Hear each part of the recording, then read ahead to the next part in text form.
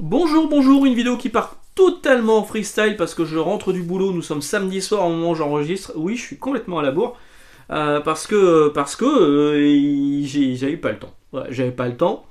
Mais il fallait quand même que je vous parle de trucs, parce qu'il y a quand même une grosse annonce qui est tombée cette semaine, qui est tombée même aujourd'hui même. Nous sommes samedi au moment où j'enregistre, je vous l'ai déjà dit.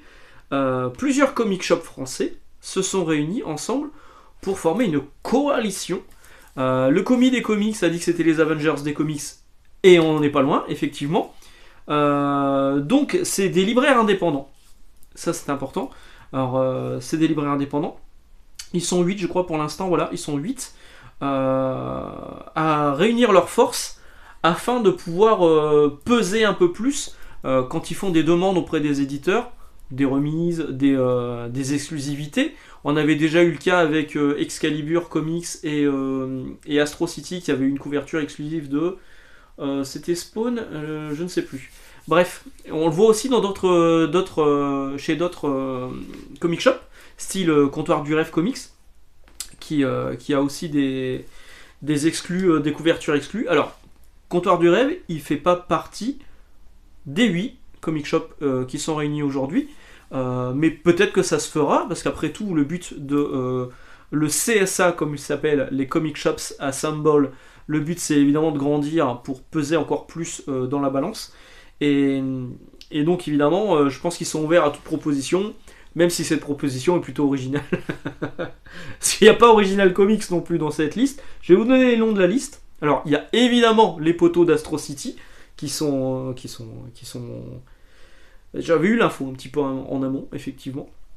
Et j'avais dit, bah écoute, dès que c'est officiel, j'en parlerai. Et voilà, j'en parle aujourd'hui. Donc il y a Astro City, comic shop bien connu de Lille, depuis 98 quand même. Il y a À plein rêve à Nantes, que j'ai déjà pratiqué. J'y suis allé 2-3 fois. Parce que j'ai des amis qui habitent du côté de Nantes, et en général quand j'ai une escale de train d'1 heure, je vais faire un tour à plein rêve. C'est à côté de la gare, vous pouvez y aller, c'est tout petit comme comic shop mais c'est plutôt sympa. Il y a Central Comics à Paris, alors là je connais pas, j'y suis jamais allé, désolé. Alors peut-être que j'y suis allé mais j'en ai pas le souvenir. Comic Zone sur Lyon, j'ai déjà fait de la VPC avec eux, ils ont toujours été hyper efficaces. Quand on commande quelque chose, malheureusement, ça m'était arrivé, j'avais commandé une couverture, ils l'avaient pas, ils m'ont appelé, ils m'ont proposé une autre couverture en dédommagement, ça m'allait très très bien. Et donc les mecs, ils sont top au niveau du service après-vente et du service client, donc très bien pour Comic Zone. Il y a Evil One Comics, Clermont-Ferrand, je suis jamais allé à Clermont-Ferrand, donc malheureusement je ne connais pas.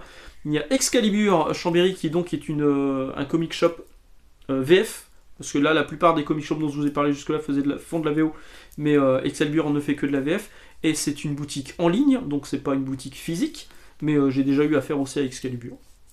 J'ai jamais eu de problème non plus. Les Fictionautes à Nice, que je ne connais pas, et Snorgle à Marseille, alors je crois que j'y suis déjà allé une fois aussi. Donc voilà, c'est les 8 qui font partie du conglomérat. Comic Shop Assemble. Je vais vous lire un petit peu ce qui a été annoncé. Donc c'est un plaisir de vous contacter pour vous annoncer l'arrivée de notre collectif Comic Shop Assemble. 8 comic shops indépendants créent l'événement et donnent naissance à un collectif CSA. Notre mission, unir nos forces pour défendre notre connaissance, notre spécificité face aux super vilains désunis, à savoir les grandes chaînes, telles que celle où je travaille. Un jour, le jour où je ne travaillerai plus dans cette grosse chaîne, je pense que je vous ferai une vidéo pour vous expliquer tous les trucs qui me paraissent un peu aberrants parfois, mais je ne vais pas mordre la main qui me nourrit mal, mais qui me nourrit. D'ailleurs, bon, j'en parlerai. Mais bon, on en reparlera peut-être un jour. Il comprendra dans un premier temps les librairies suivantes, je vous les ai citées: À plein rêve, Astro City, Central Comics, Comic Zone, Evil One Comics, Excalibur, les Fictionatés, Snorgle. L'objectif est de proposer des projets spéciaux, des variantes, on en a parlé, des prints aussi, autres exclusivités, avec les éditeurs qui souhaitent soutenir les librairies indépendantes. Il y a déjà un éditeur qui a un projet qui a été annoncé, et c'est Panini Comics. On peut dire du bien de Panini Comics une fois de temps en temps, hein. Dans un second temps, nous aimerions provoquer des tournées d'artistes et de créateurs, créer des goodies à l'image du collectif. Ce projet démarre rapidement avec la variante cover dessinée par Nick Klein sur Ultimate Universe numéro 1 à venir cet automne chez Panini Comics. Donc la gamme Ultimate qui sort, si jamais vous voulez craquer pour l'univers Ultimate avec évidemment fer de lance Ultimate Spider-Man qui est un excellent comics. Le numéro 5 qui est là, je l'ai lu, c'est toujours très très bon. Mais malheureusement il n'y a que ça. Hein. Enfin, a priori Avengers serait plutôt pas mal, on a vu quelques pages passer et le Ultimate Avengers moi, me sauce un petit peu. Et là il sortira au mois de juin, évidemment je vous en parlerai en vidéo. Donc pour ce numéro 1 en VF de Ultimate Universe qui réunira tous les titres estampillés Ultimate chez Panini Comics, il y aura une variante cover dessinée par Nick Klein, le Nick Klein qu'on a connu sur Thor, sur Deadpool, qu'on connaît actuellement sur quoi? Il est sur quoi Nick Klein en ce moment? Sur Hulk. Donc il y aura une variante cover exclusive à ces 8 comic shops qui ont été cités en partenariat avec Panini. Attention, les quantités sont très limitées, donc évidemment si vous les voulez, rapprochez-vous des comic shops, le comic shop qui vous intéresse le plus, afin qu'on puisse vous en réserver un éventuellement. Alors je dis on, mais je fais pas partie du collectif. On peut les contacter, les réseaux sociaux. Alors évidemment il y a déjà des réseaux sociaux, je sais pas s'ils sont sur X, vu que moi j'y suis plus, sur Twixter j'y suis plus. Sur Facebook, j'ai pas vu, mais ils sont sur Instagram. Il y a un compte Instagram Comic Shops Assemble. Je vous invite à les suivre. Et vraiment, je trouve que c'est vraiment une bonne chose que des éditeurs, enfin des libraires indépendants, donc qui sont tous un peu chacun dans leur coin, se serrent la pogne histoire de peser un peu plus dans la balance et pouvoir avoir des partenariats. Alors, il y aura évidemment des tournées dédicaces. On sait qu'il y a d'autres éditeurs qui sont sur les clous. Je pense évidemment à Delcourt et à Urban qui sont les plus gros, mais j'espère qu'il y aura aussi du iComics, du 404. Après tout, les comic shops français, c'est un peu grâce à eux que le comics existe encore en France, parce que c'est pas dans les grandes enseignes spécialisées telles que la mienne. Bon, moi je fais exception dans la boîte. Bon, il y a encore. On est une vingtaine de librairies et un vrai bon rayon comics, on doit être 4 ou 5. Et ce qui est déjà pas mal. Mais vous voyez, des enseignes comme Cultura ou des enseignes comme la Fnac, où on avait déjà parlé, ils ont parfois des exclusivités, des variantes cover en plus, mais ils n'ont pas les rayons faits pour mettre en avant le comics. Et ça, c'est vraiment malheureux. Donc bravo, bienvenue à Comic Shop Assemble. C'est cool, moi je les suis et je les soutiens fortement, je vous invite vraiment à les soutenir là pour le coup. Et puis voilà, en parlant d'Astro City, moi j'y suis passé cette semaine, donc vous avez vu, j'ai chopé le Ultimate Spider-Man qui est là, dessiné par David Messina. Donc c'est pas Keketo, là, Keketo fait la couverture, mais à l'intérieur c'est pas Keketo. On revient un petit peu sur l'origine du bouffon vert de cette version Ultimate. Donc voilà, c'est un numéro qui est essentiellement centré sur le bouffon vert de l'univers Ultimate. Et on sait que Marco Keketo revient dès le prochain numéro, vous voyez, on voit qu'il est là, pour conclure le premier arc. Donc ce sera la fin du premier arc de Ultimate Spider-Man. Et je continuerai parce que c'est cool. Alors, par contre, j'avais dit peut-être que j'arrêterais, mais finalement, et c'est Comptoir du Rêve Comics qui avait posé la question. Sur Instagram, il m'avait interpellé en me disant: est-ce que Max Faraday continue cette série absolument formidable qu'est Spider-Boy? Eh bien, réponse oui. J'ai acheté le numéro 7 en me disant: ouais, j'espère que c'est le dernier. Et non, il y a bien un numéro 8 qui est annoncé, et il y a même un numéro 10 qui est annoncé là-dedans. Donc la série, elle n'est pas encore terminée. Bon, elle se terminera peut-être au numéro 12, maigre espoir. Le seul truc qui a sauvé sur Spider-Boy, c'est les couvertures de Humberto Ramos. Mais pour le reste, c'est franchement pas terrible. Mais le personnage de Spider-Boy, vous le voyez apparaître... Qu'est-ce que j'ai lu? Tiens, j'ai lu ça. On en reparlera la semaine prochaine. Amazing Spider-Man Gang War. Voilà, on en parlera parce que les fascicules arrivent chez Panini en 3 fascicules à 16€. Ça les vaut pas. Hein. Je peux déjà spoiler alerte, ça vaut pas de bon métier plus de 45 balles dans ce genre d'histoire. Et Spider-Boy apparaît là-dedans. Il y a aussi Miles Morales avec le Venom Sword. Alors je sais pas d'où ça sort le Venom Sword, vu que j'ai arrêté de lire Miles Morales parce que c'était vraiment pas bon. Mais alors c'est vraiment une idée à la con. Mais on en reparlera la semaine prochaine de ce Gang War. Je vous ai montré rapidos ça, le Marvel Previews. Alors ça c'est pareil, dans les librairies qui font de la VO, vous pouvez choper ça. Vous pouvez choper le DC Connect avec Absolute Power en couverture, qui est l'événement de Mark Waid et Dan Mora aux États-Unis. Oh, c'est sympa, regardez. C'est joli ça. Et j'étais pas au courant, j'ai découvert ça là-dedans. Alors il y a des pages intérieures pour Uncanny X-Men en noir et blanc, il y a quelques previews qui sont plutôt sympas. C'est vraiment un gros truc, hein. Et c'est gratos, ça c'est cool. Et ça vous permet de voir un petit peu ce qui va sortir. Là c'est quoi c'est de août à quoi? De juin à août, voilà. Et donc j'ai découvert qu'il y allait y avoir une sortie plutôt fantastique. Je pense que tout le monde va se jeter dedans. Les zombiotes, le mélange de zombies et de symbiotes avec Venom, c'est ni fait ni à faire. Où va Marvel? On va croire qu'il n'y a personne pour piloter le navire. C'est vraiment dommage. Donc, bah j'ai eu que ça. Alors, en comics qui m'ont intéressé cette semaine, il y a eu ça. Il y a eu Là où gisait le corps, mais pareil, je pense vous en faire une vidéo dédiée parce que vraiment j'ai adoré. Et alors, c'est pas une vidéo sponsor. C'est Delcourt qui me l'a envoyé, qui m'avait proposé de me l'envoyer, il me l'a envoyé. Alors Ed Brubaker et Sean Phillips, je lis pas tout, j'ai pas tout lu, mais là c'est une histoire en un seul volume et je me suis régalé. Mais pareil, j'en parlerai plus la semaine prochaine dans une vidéo dédiée parce que j'ai trouvé ça top. Voilà. Par contre, je ferai pas une vidéo dédiée sur Kali. Désolé. Alors pareil, c'est iComics, il me l'a envoyé. Il est un petit peu défoncé, mais bon, ça c'est pas très grave. C'est beau, vraiment c'est beau. Hein.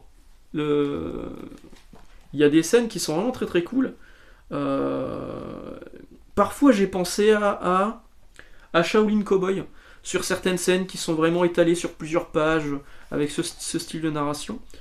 Mais globalement, l'histoire, je l'ai trouvée très prétexte à montrer une nana badass qui se bat. Alors clairement là, si vous aimez Mad Max, on est clairement dans ce délire-là avec Furiosa qui est en ce moment au cinéma, et donc on est clairement dans ce délire-là. Mais moi, j'ai pas été du tout emporté dans l'histoire. J'ai pas grand-chose de plus à vous dire sur Kali. C'est quand même vendu 25 balles. Bon, l'édition est plutôt qualitative. Hein. C'est du vernis sélectif sur la cover. C'est plutôt sympa. La cover arrière aussi, elle est bien. Vous voyez, c'est recto verso, plutôt sympa. Mais non. Non, vraiment, j'ai pas été emporté par le truc. Mais clairement, c'est joli. À vous de voir si vous voulez le choper ou pas. Chez moi, ça marchouille un tout petit peu. Voilà. Que vous dire de plus? Pas grand chose au niveau du comics. Alors, je vous disais, là où je travaille, c'est un peu compliqué au niveau du salaire. De toute façon, moi je suis libraire. Je suis libraire par accident à la base. Mais je me vois pas faire autre chose parce que vraiment, je trouve ça cool d'avoir les nouveautés, de les ouvrir, ces relations parfois avec d'autres librairies. Et Astro City en tête. Et ces relations aussi avec certains éditeurs. Et Panini en tête. Je déconne. Et avec d'autres gens qui font du contenu. Donc la chaîne, vraiment, c'est un truc qui me porte et qui m'aide beaucoup. Mais pas suffisamment, malheureusement. Donc, à partir de maintenant, vous aurez peut-être des pubs en milieu de vidéo. Je suis désolé. En fait, les conditions salariales n'ont pas vraiment évolué ces dernières années. Et donc, le salaire, il ne suit pas l'inflation. Et mon seul moyen, aujourd'hui, de me faire un peu plus de mailles, c'est la chaîne YouTube.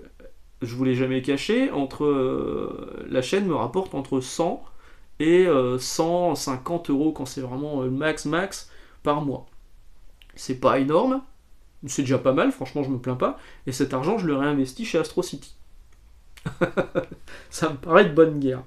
Mais je me dis, si je mets des pubs, un peu plus de pubs, donc il y aura sans doute des coupures pub, il y en a peut-être une maintenant, attention pub. Ça a marché ou pas? Si ça a marché, c'est formidable. C'est que vraiment on est écouté par Google, si ça n'a pas marché, bon voilà, c'est donc il y aura peut-être des coupures pub, il y aura peut-être plus de pubs dans la chaîne. Je suis désolé, j'espère que ça va pas trop vous gêner, j'aime pas faire ça, mais je vois pas d'autre solution pour que mon niveau de vie ne baisse pas, de bourgeois ne baisse pas, de propriétaire bourgeois ne baisse pas. Donc voilà. Dites-moi dans les commentaires si c'est pas trop chiant. Je l'avais déjà fait une fois, j'avais fait marche arrière, mais franchement là aujourd'hui je me dis si je peux me faire 30 euros, 50 euros de plus par mois, je dis pas non, et c'est malheureusement ma seule solution là, à part vendre mes fesses Dans le vieux Lille, comme on dit, ben j'ai pas d'autre solution. Et étant donné que je vieillis, je suis plus de première fraîcheur et je rapporte un peu moins sur le milieu. En plus de ça, j'ai des vidéos qui ont été démonétisées. Et oh, ma vidéo de Wonder Woman a été démonétisée parce que je pense que j'ai dit à un moment un terme qui n'a pas dû plaire à YouTube. J'ai demandé, j'ai demandé à ce qu'il fasse un réexamen. Non, non, ça passe pas. Bon, bah ok. Je sais qu'il faut pas que je parle de nazi dans mes vidéos. Merde, elle va être démonétisée aussi celle-ci. Bref, je voulais vous parler de quoi aussi aujourd'hui. Je voulais vous parler un petit peu de jeux vidéo, un petit peu de manga. Alors en manga, il y a Sifandir Chronicles qui vient de sortir, c'est un spin-off de Radiant. Si vous ne lisez pas Radiant, vous devriez lire Radiant, parce que c'est vraiment très bien. Tout le monde lit One Piece, Radiant c'est pareil. Non, c'est pas pareil. Mais Radiant c'est vraiment bien. Et c'est dessiné par Tony Valente, c'est dessiné et scénarisé par Tony Valente. Tony Valente. Là, c'est lui qui scénarise, mais c'est pas lui qui dessine. C'était un de ses assistants, je crois, qui s'appelle Neo Kuren. Et le dessin, il est franchement pas moche. Et c'est dans l'univers de Radiant. Voilà. Par contre, commencez pas par ça, hein, commencez vraiment par Radiant du coup. Ça, c'est Rocco. Je me suis mis à acheter Fire Punch. Comme un boulet. Là, il y a le 1, là, il y a le 3. Je suis arrivé au tome 3. Tatsuki Fujimoto, c'est l'auteur de Chainsaw Man, de Adieu Eri, de Look Back. Je me suis dit, je vais quand même lire son œuvre précédente. C'est qu'en 8 tomes. Et c'est vachement bien parce qu'en fait, on a l'impression que l'auteur va aller dans une direction et il prend tout en. Il part dans une direction complètement différente. Alors, par contre, c'est parfois trash.